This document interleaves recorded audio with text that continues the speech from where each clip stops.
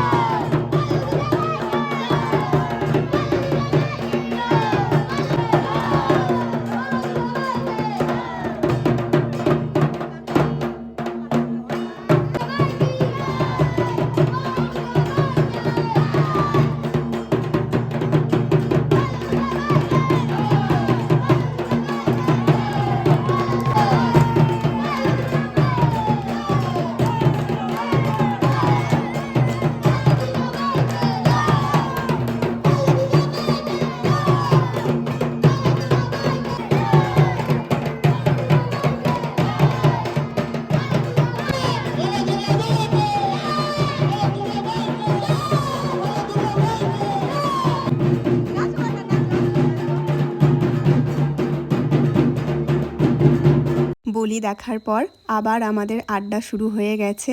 আড্ডা মানেই হাসি, গল্প, ঠাট্টা কত কিছুই চলতে থাকে। আর এই পুজোর 4টে দিনের আড্ডা খুব মনে পড়ে।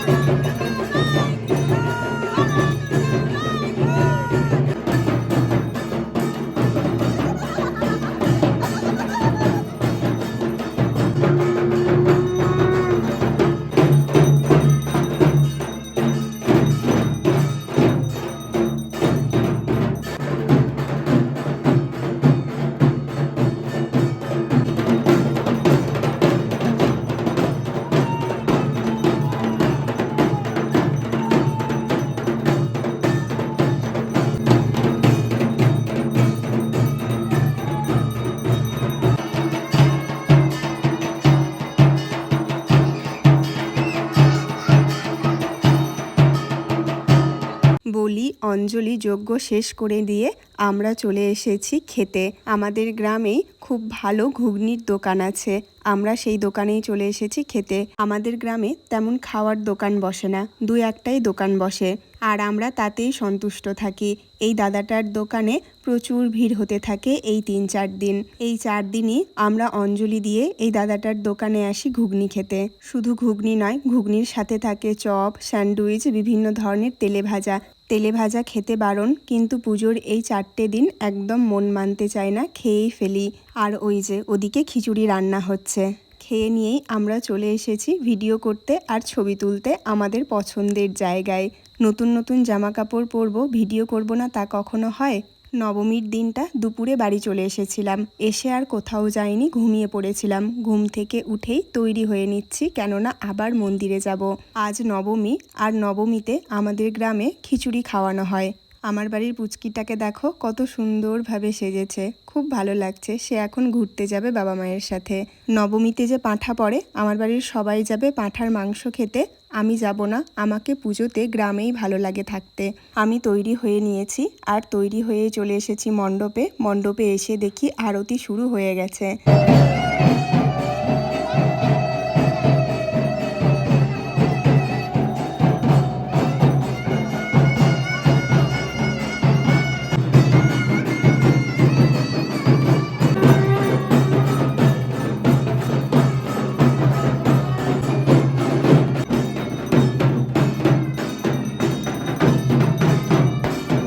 আরতি শেষ হয়ে যাওয়ার পর আমরা সবাই মিলে আবার আড্ডা দিতে বসে গিয়েছি। অষ্টমীতে অনুষ্ঠান হয়েছিল, সেটারই প্রাইজ দেওয়া হয়েছে আমারই এক বোনের মেয়েকে।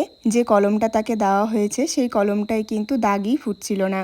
আড্ডা দিতে দিতে আমাদের খিদে পেয়ে গিয়েছিল আর খিচুড়িও হয়ে গিয়েছিল, তাই আমরা পাতা নিয়ে বসে পড়েছি খিচুড়ি খেতে। খিচুড়ির সাথে পাঁপড় খেতে বেশ ভালো লাগে, তাই পাঁপড় নিয়ে বসে পড়েছি।